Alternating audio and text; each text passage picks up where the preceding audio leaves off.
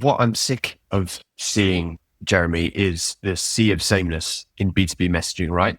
There's lots of feature heavy, dry messaging, stay creative, and it all looks the same. I would actually argue that emotionally driven advertising is the way to go. What is going to set you apart from your competition?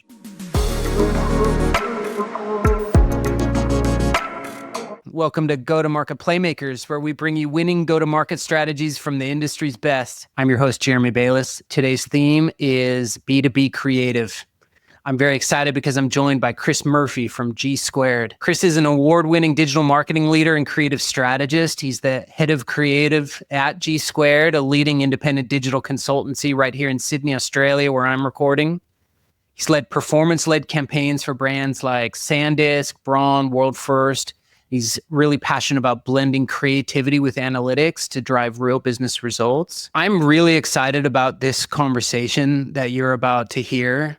The level of thought that is going into ensuring that the way that an organization is positioning itself in its go-to-market, the messaging and the storytelling that companies need to be reflecting both within their brand identity as well as in the way that they are communicating and advertising is really powerful. I think Chris brings a level of insight, both in experience in the stories that he tells with different brands in the market, to his broader reflections on how community-led marketing is the way of the future. I hope you get as much out of this conversation as I did. Let's get straight into it. Hey, Chris, it's so awesome to have you on the show. Thanks for joining us today. Thanks for having me, Jeremy. I'm really excited about what we're talking about today. But before we get into today's theme, I'd really love to get into the backstory of Chris Murphy. What's your origin story? How did you even get to where you are today? Yeah, so I like to describe myself to have an A and a B side. So the A side is that I'm the head of creative and design at G Squared, which is an independent digital consultancy in Sydney. So we're about 60 people strong, based in Chippendale, and we got about 20 other individuals based all over Australia as well, with some offshore team too. And we work with clients along the lines of World First, SanDisk, a couple of other SaaS and B2B businesses as well. And I really enjoy it. I've been here about a year now. And prior to that, I've had a 14-year career in creative agencies. So I've done a stint at Dentsu, done a stint at Saatchi's and what have you in here and London as well, working with brands like Qantas, Toyota, Celis, and what have you. So this has been my first soiree, if you like, into a true blue digital experience. But to talk about the B side for a second, more personally, I was born and raised in the Middle East, in Abu Dhabi specifically, to a British father and a Filipino mother. I'm the eldest of three, and I lived in Australia now for about 8.5 years. And prior to that, I was in the UK. And last Friday, I became an Australian citizen. So that's the B side. That's awesome. What a milestone, and what an awesome world citizen makeup you've got there. That's really cool. I can totally relate. I'm very similar, growing up in different countries and being from different backgrounds. Hey, so we're here talking B2B creative. We're going to deep dive into everything that you bring so much heavyweight experience and expertise to. And there's so much that I want to cover. So we're going to jump straight into it. But one of your key statements that I just think is so incredible is you're straight up saying B2B messaging is dead. And that obviously packs a punch, but I want to drill down into that beyond it being the clickable highlight headline. Let's drill down. What do you mean by B2B messaging is now dead? Well, what I'm sick of seeing, Jeremy, is the sea of sameness in B2B messaging, right? There's lots of feature heavy, dry messaging, safe creative, and it all looks the same. And really, it's how do you expect cut through? And there's this constant tug of war between, yes, Chris, we understand, but we need to figure out these certain features and we need to talk about these things because that's what's really important to them and that's what's really important to us. I'm like, but is it though? And I would actually argue that emotionally driven advertising is the way to go. And that's where we've been steering our clients. And so what I mean by that is we need to do away with, we're the best in class this, we have a 5-star this, we have a 5-star that. That's all well and good, but there's a time and a place for that. What is the headline of your business? What is going to set you apart from your competition? And if you look at some of the research, for example, Bain & Company did some research in 2023 where they said that emotional advertising has a 2.5 times better return on your advertising. So and there are so many studies. I mean, there was even one from the LinkedIn B2B Institute last year that emotionally messaging drives 7 times more significant business impact than feature-focused messaging. 7 times. So the data is there to support it. So, we have a great set of clients here where we are able to do that and test the waters. And now, Jeremy, I'm not saying let's all be crazy and do, let's put a giraffe on things and go totally wild, But I honestly don't believe that there's such thing as a boring product or a boring service, right?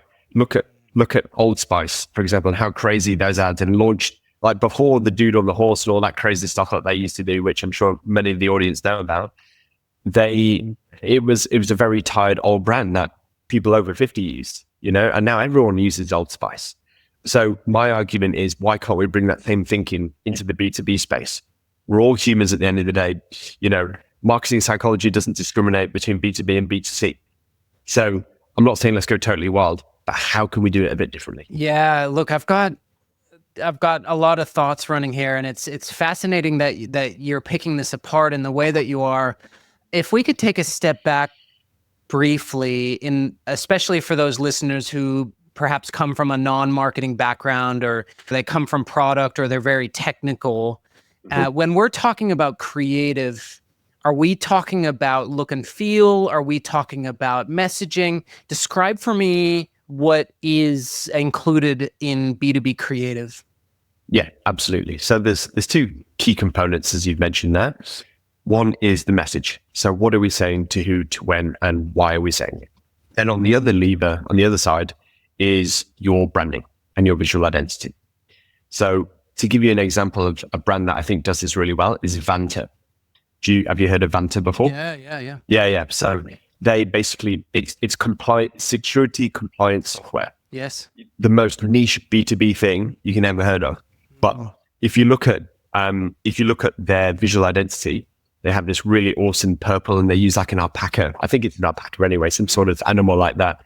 And it has a rocket ship on the back of it. And it's just totally wild, but it's nothing like you've ever seen in that category. So you remember it, right? And then you look at their messaging, and instead of it being really technical led, which, don't get me wrong, Jeremy, there is a time and a place for that, but it's further down the funnel. Their headlines are being like, don't get caught out, when you're doing business, or, they talk about be super simple messaging that just speaks to the product truly. And that's all it needs to be. And, I'm not saying to everyone they need to go out there and create their own purple alpaca, but, Seth Godin talks about this in his Purple Cow book as well. Like, what is your purple cow? What is the one thing that sets you apart from your competition? I think that's really interesting, and it's a good question to be asking in terms of what sets you apart.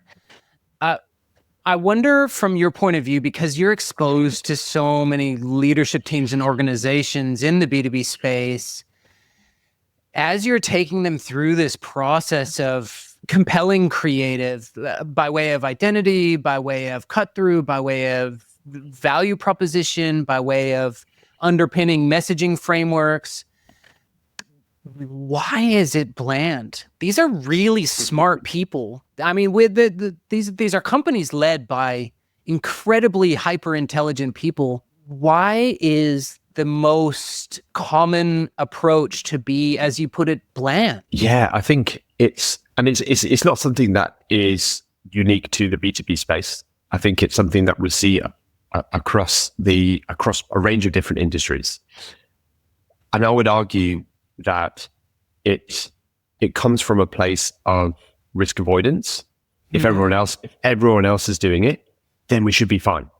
And this is where I have a real problem with best in class guidelines, or here's what tips and tricks and best. You end up creating a benchmark for mediocrity.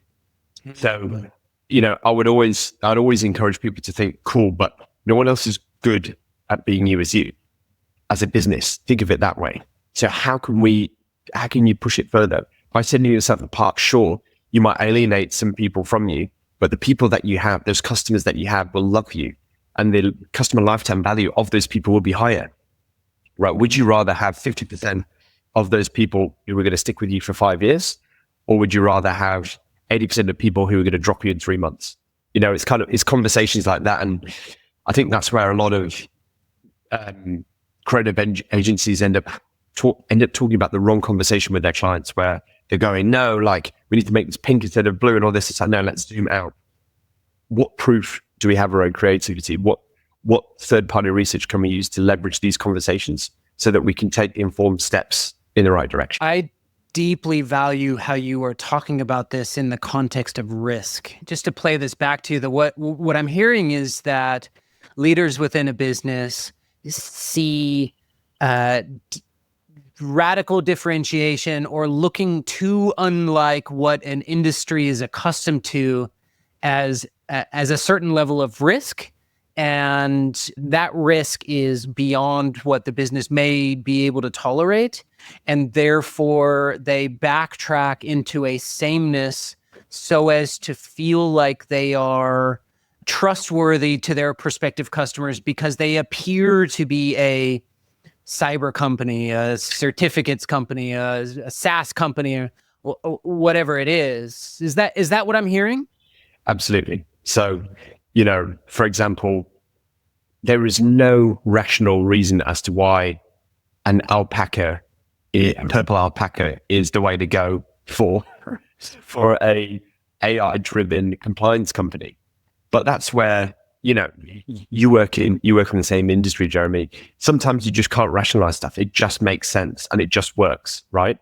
And I think that's where taking informed risks help. I often talk about the notion of performance creative.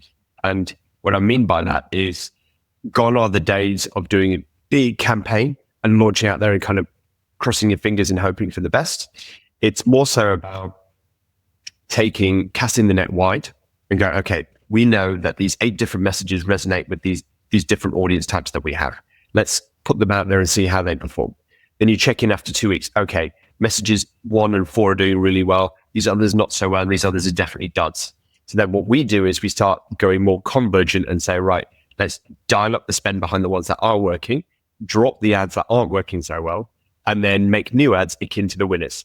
So that's what we do here at G Squared. So we constantly think of it as Russian dolls, where every time we unpack a layer of the campaign, we're getting more and more precise in terms of where we're targeting, how we're resonating, building all of those really loyal customers. And it's going gangbusters. And I honestly think that's the way of the future. And that's how you can mitigate risk moving forward. And it also indirectly cures something else, which is very closely attuned to risk, is the notion around short-termism, which I'm sure you've seen in the industry, where people want instantly gratifiable results. Great, let's have those results, but why not improve as we move along with that, right? So, a lot of our clients trust us because, sure, we can come up with a big platform idea, but it's one campaign that has many faces. So then that campaign can then say a slightly different thing to each person and each message to then get the result we want to get to. Performance creative. I love the idea that you are taking a broad strategy so as to be able to iterate within that. Am I getting that right? It's absolutely. You're not developing a concrete strategy that is deployed over 90, 180 days and is unmovable. You're figuring out what is the broad direction and the broad context of what we're putting to market. But within that, you're able to iterate based on performance? Yes and no. So in part, we often have a very clear picture of where we want to be. We always say begin with the end in mind. So let's say, for example, we're a B2B software company. We know that we want X amount of leads or X amount of downloads or X amount of inquiries by the end of Q3, and we're launching in Q1. We know that broad message A resonates with every single target audience that we have. However, we also know that some of those certain audiences the way that we layer the messaging or the different creative vehicle that we use or the certain feature actually resonates more with audience A as opposed to audience B. So then that's why I talk about one campaign with many faces. We say, right, okay, the broad stroke idea is X, but then in this banner ad that appears here or in this lead gen report that comes here, it looks slightly different and resonates with that person at that point. And that's how we're able to drive incremental results. Fascinating. Yeah, that's awesome. Just being that close to the performance and using data to make decisions along the way, I think talking about it just sounds so logical, but it's not the norm, right? I mean, that's why this is so cutting edge. Well, that's right. And, people, when I say I'm one of APAC's leading performance specialists, people go, what? And I go, well, and when I explain it, they say exactly what you said. They go, yeah, Chris, that makes perfect sense. Because, Jeremy, why wouldn't you? If you're investing all this money for the next quarter, why don't you want to course correct when you can? Why would you put more money behind ads that aren't working so well? It makes common sense. So it requires a lot of work. We have a big team here. So, we're constantly looking at across all of our clients, which ones are doing well, which ones aren't.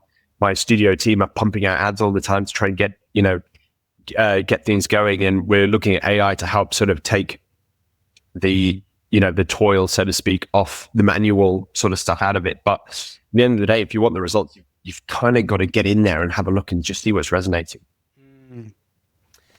I wonder if, and this is just springing to mind as you're talking, whether there's a broader belief within organizations that aren't multinational. So let's say mid-tier and large, right down to SMB.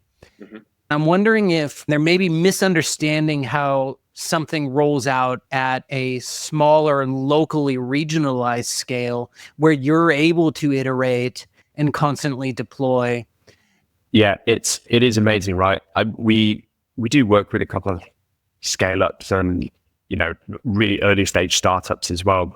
And they go, yeah, we don't have the budget to do that. How do we do something guerrilla? How do we do this? It's like, guys, just pump the brakes a bit here, okay?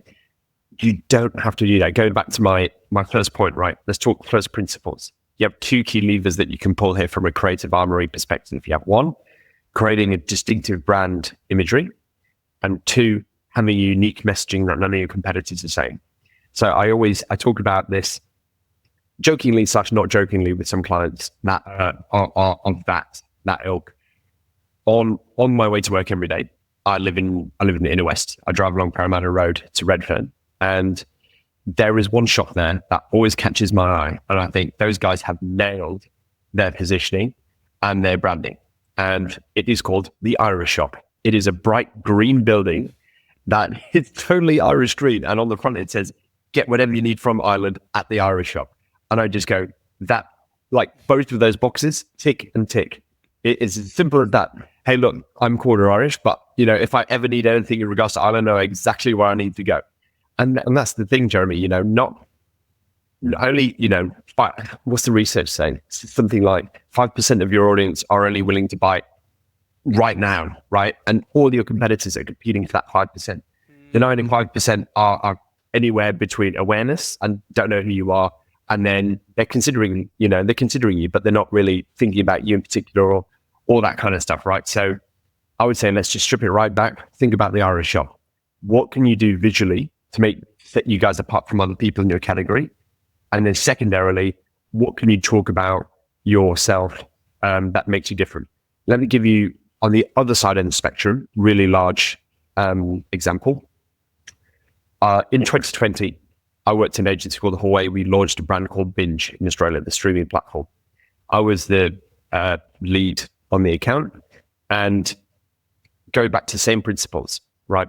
No other streaming service had a gradient from orange to maroon magenta color. No, none of them had that. We did a color analysis, right? Stan is blue, Netflix is black and red, et cetera, et cetera. So we said, right, okay, that sounds locked in, right? Then we use this typeface that's really unique to them and no one else uses. Okay, tick, visual identity done.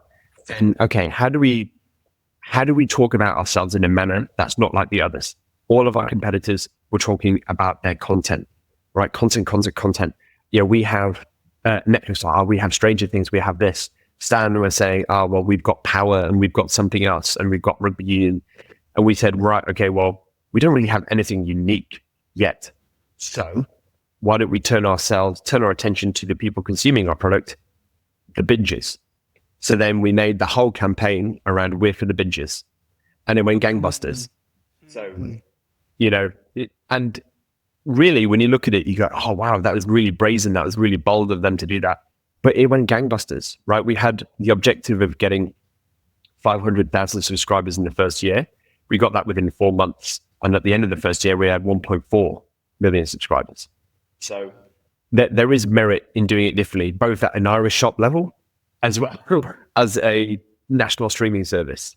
And that's why I always encourage people to say, we need to make sure that we go back to first principles, lock in a unique brand identity, and then lock in a unique messaging that sets us apart from the competition. It really is as simple as that in a B2B or B2C context. There's two key things that I'm pulling away from what you're talking about. There is the opportunity to be truly differentiated and memorable at brand level in a sea of sameness.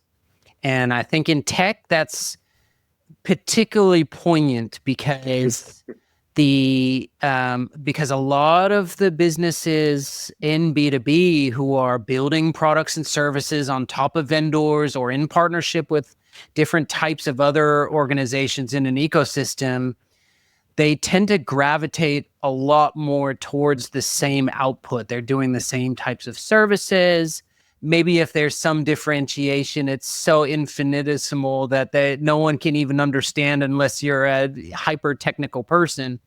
So the brand becomes the core to that go-to-market, right? It's the ability to be able to stand out and mean something.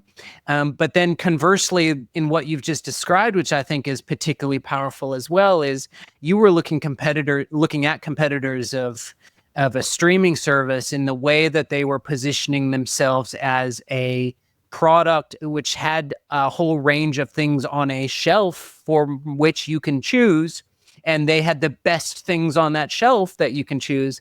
But you came in and you brought them to market with, we are for a certain type of person and we solve a whole range of pain points, but we're all about wrapping ourselves around a specific streamer. Someone who streams, I know that name has a different context now, but someone who streams content, who watches content, consumes content, you made it about the person, you made it about the customer. And I think maybe in B2B creative, that's a significant lesson that many companies can take away. They're not focused on brand. They're not focused on customer when it comes to creative. This is really cool. No, I'm glad you like it. And yeah, it, as I mentioned earlier, resonating with people at an emotional level, it doesn't discriminate between B2B and B2C.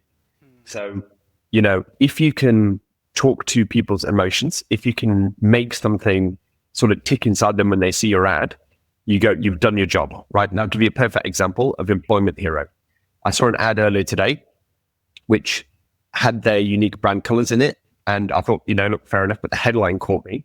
Whereas Employment Hero, by the way, is a HR management software.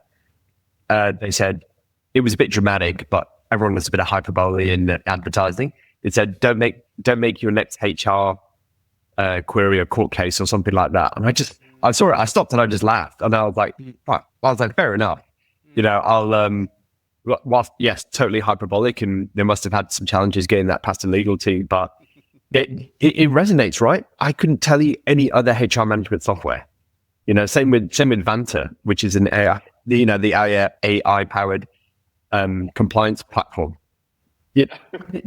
So we are seeing a shift towards it, and it by no means do you need to be guerrilla and super brazen, but you can just start taking small and incremental steps that start resonating, and over time, before you know it, as long as you're ruthlessly consistent with how you articulate yourself, then you'll be fine. Chris, how does a SaaS company, tech company, hardware company, whatever, how do they engage emotionally? So I would start, and it sounds like such a hack, but it's really not. It's just getting a really thorough understanding of your audience, specifically their problems and what solutions that your product solves or service.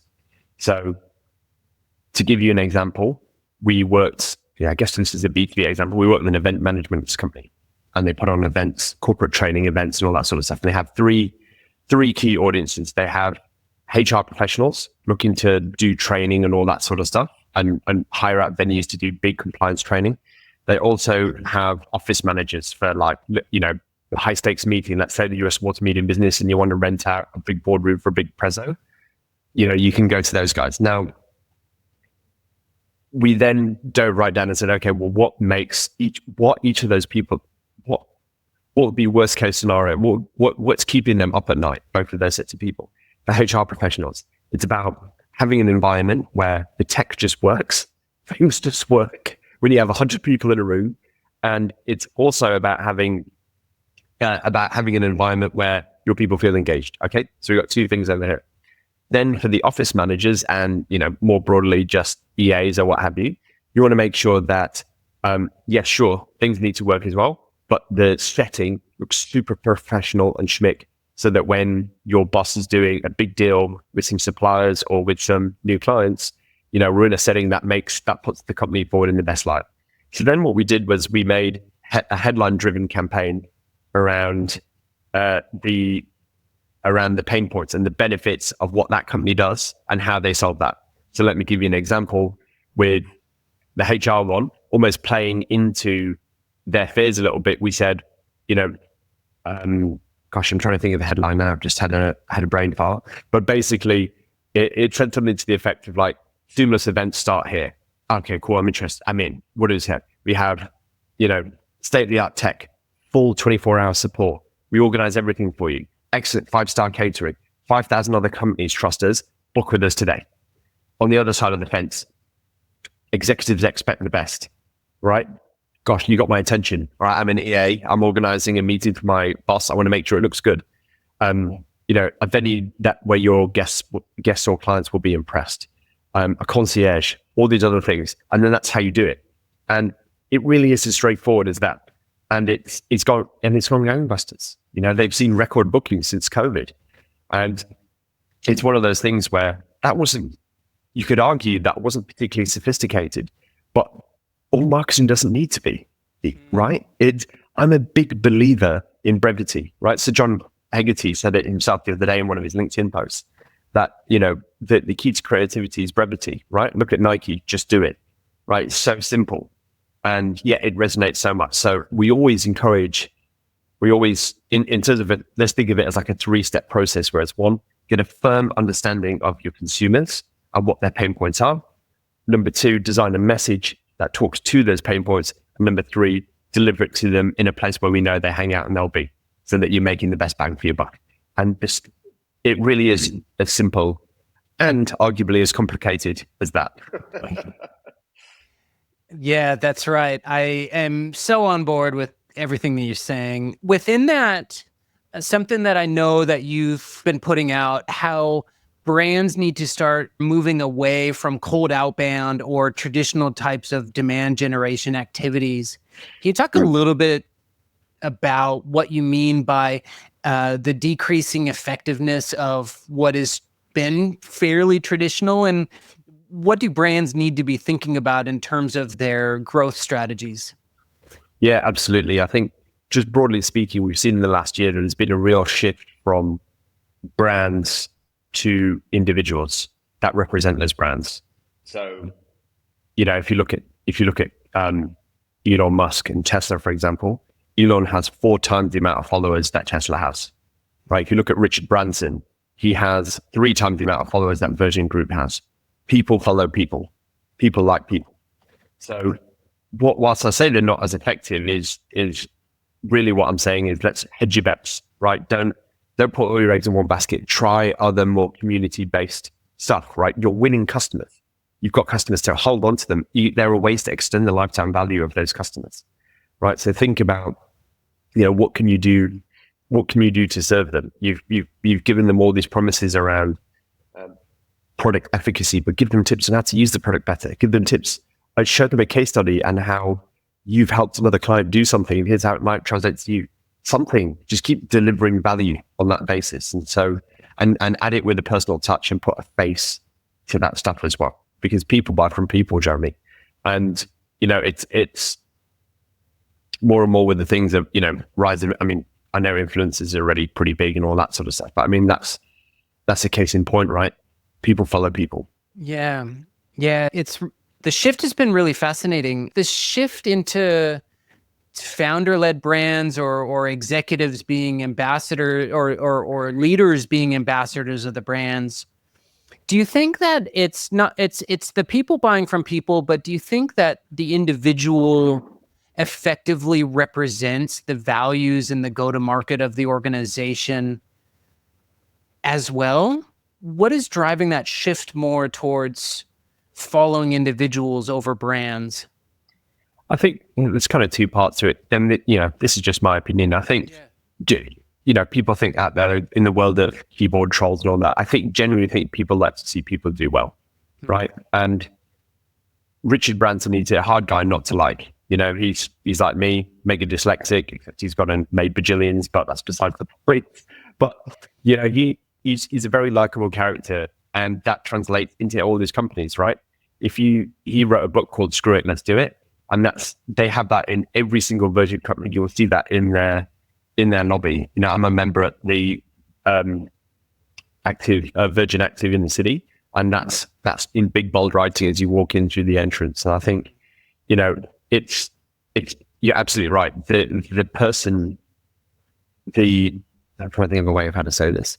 Their company is just a byproduct of their personality, and by following the person, it inherently has this kind of weird halo effect on the company itself and drives it that way. Now, the only company I can think of where the company is doing really well without some sort of like literal person ambassador are two companies. One is Duolingo, the language learning app, who have like Green Bird who goes around and it's like randomly super viral.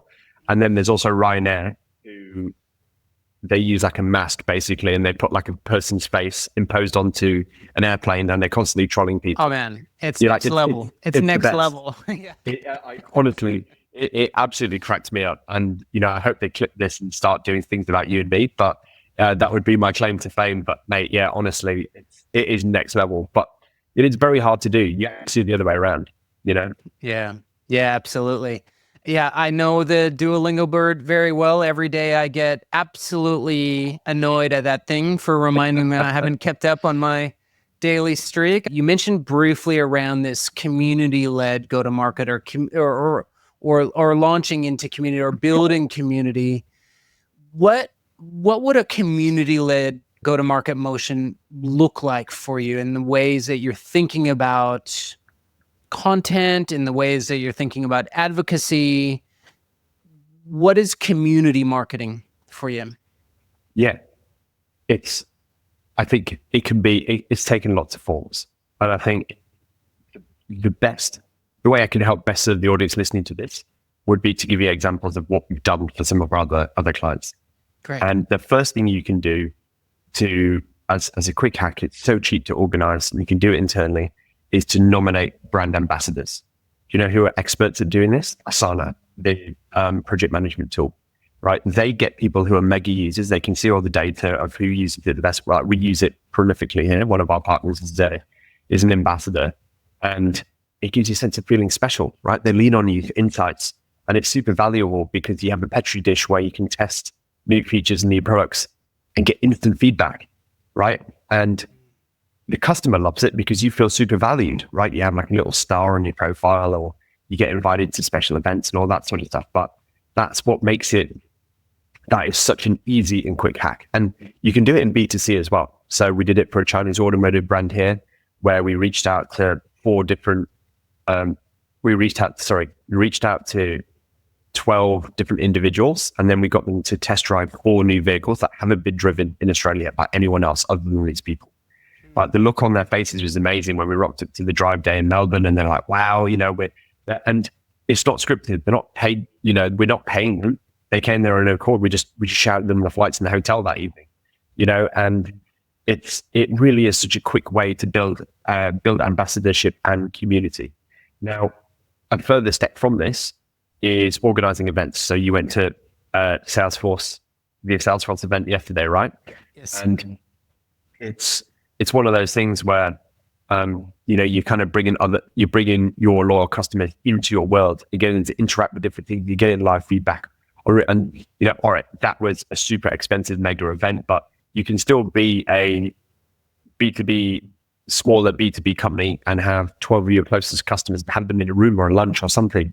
It's not hard. People think community and you need thousands of subscribers and followers like a portal, and you need to. It's like this.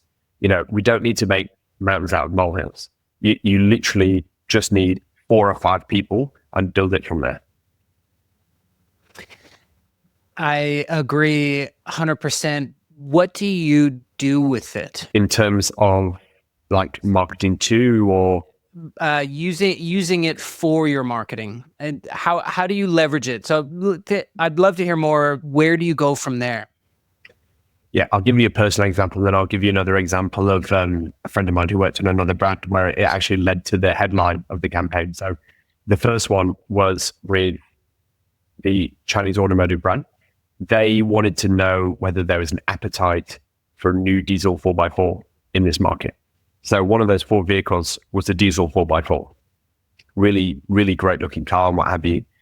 And in interviewing those people who, let's call them like our mega users, they're really, and by the way, these people were people that set up their own communities about the brand on Facebook and have thousands of people, right?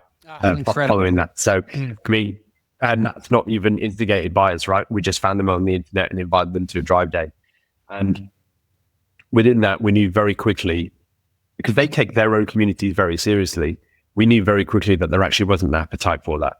So we were able to turn around and say in good faith to headquarters and go, don't send 4,000 of these vehicles down here. It's not going to work. And they listen, and it's what do we use it for? It's a very quick way to sense check your products with the market and optimize it before anything goes to market. You spend a load of money.